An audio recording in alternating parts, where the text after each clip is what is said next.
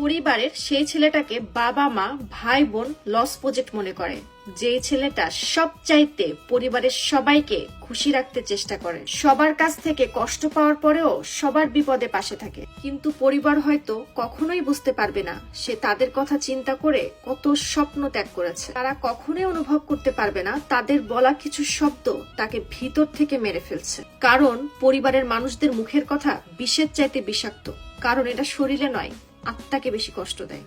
হীরাকে যদি পরীক্ষা করতে হয় তাহলে অন্ধকারে করুন, কারণ রোদের আলোয় একটা কাচের টুকরাও চিকচিক করে। ঠিক তেমনি খারাপ সময়ে আপনার আপন মানুষ চিনুন, কারণ ভালো সময়ে শত্রু এসে হাত মিলায়।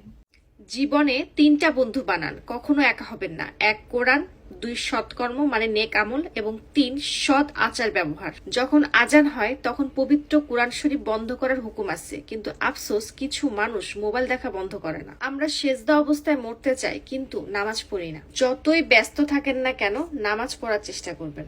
রক্তের সম্পর্কে যখন দূরত্ব চলে আসে তখন আপন মানুষদের কথা বাইরের মানুষদের কাছ থেকে শোনা লাগে। কিছু মানুষ আছে আপনার ভালো থাকাটা কেড়ে নিয়ে আবার আপনাকেই মেসেজ দিবে ভালো থেকো। কিছু ভয়ঙ্কর স্বার্থপর মানুষ আছে যাকে আপনি খুব যত্ন করে মনের ভিতরে জায়গা দিবেন, ঠিক সেই মানুষটাই আপনাকে খুব যত্ন করে মনে আঘাত দিবে। আপনি আপনার বন্ধুর সাথে গালি ছাড়া কথা বলতে পারেন না। বন্ধুকে গালি দিয়ে ডাকা এবং গালি দিয়ে কথা বলাকে আপনি স্বাভাবিক মনে করেন। আপনি ভাবেন বেস্ট ফ্রেন্ডের সাথে এমনিই কথা বলতে হয়, তাহলে শুনুন, হাদিসটা আপনার জীবন বদলে দিতে পারে। নবীজি বলেছেন কবিরা গুনাহের মধ্যে একটি গুনাহ হচ্ছে যে তার বাবা মাকে অভিশাপ পাঠায় এবং খারাপ কথা বলে। তখন এক ব্যক্তি বলল, হে আল্লাহ রাসূল, কোন ব্যক্তি কি তার পিতামাতাকে গালি দিতে পারে? তখন নবীজি বলে, যখন কোন ব্যক্তি তার বন্ধুকে গালি দিয়ে কথা বলে, তার বাপ মা তুলে গালি দিয়ে কথা বলে, তখন ওই ব্যক্তিও তার নিজের বাবা মাকে গালি দেয়। আর এইভাবে কবিরা গুনাহর সিরিজটা চলতেই থাকে। তাই আজই এই গুনাহকে তওবা করেন এবং এই অভ্যাসটা অ্যাভয়েড করেন, নিজেকে বাঁচান।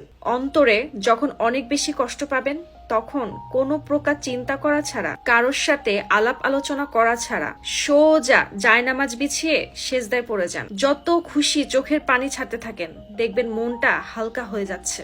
আপনার যেভাবে খুশি সেভাবে আল্লাহর কাছে বলেন। মনে রাখবেন, আপনার মনের ব্যথার ভাষা হয়তো আপনার রক্তের মানুষ বুঝবে না, আপনার ভালোবাসার মানুষ বুঝবে না, আপনার প্রিয় মানুষটাও বুঝবে না, কিন্তু আপনি যেভাবে বলেন না কেন আল্লাহ আপনার মনের প্রত্যেকটা ব্যথার শব্দ বুঝবেই বুঝবে। আপনি কি জানেন হাঁচি দেওয়ার পর আমরা আলহামদুলিল্লাহ কেন বলি? একটা হাঁচির গতি 100 মাইল বরাবর হয়। আর যদি প্রয়োজনের চাইতে বেশি জোরে হাঁচি দেন তাহলে আপনার পাঁজরের একটা হাড্ডি ভেঙে যাওয়ার সম্ভাবনা থাকে। কি হবে যদি আপনি নাক এবং মুখ বন্ধ করে হাঁচি দেন? আপনি যদি নাক এবং মুখ বন্ধ করে হাঁচি দেন তাহলে আপনার ফুসফুসে বাতাস স্টাক হয়ে যাবে। তারপর আপনার মস্তিষ্কে অ্যানিরিজমে যে রক্তনালী সিস্টেম থাকে সেটা বন্ধ হয়ে যাবে, তারপর আপনার মৃত্যু হয়ে যাবে। সুতরাং যখন আমরা হাঁচি দিই তখন আমাদের শরীরের পুরা সিস্টেম বন্ধ হয়ে যায়, এমনকি আপনার হৃদয়, আপনার মন কাজ করাও বন্ধ করে দেয়। বেসিক্যালি আপনি হাঁচি দেওয়ার পর দ্বিতীয়বার একটা নতুন জীবন ফিরে পাচ্ছেন। এটা আজ বিজ্ঞান, সায়েন্স প্রমাণ করেছে। আজ 1400 বছর আগে আমাদের নবীজি বলেছেন, তোমরা যখনই হাঁচি দাও আল্লাহর কাছে শুকরিয়া আদায় করো, আলহামদুলিল্লাহ বলো।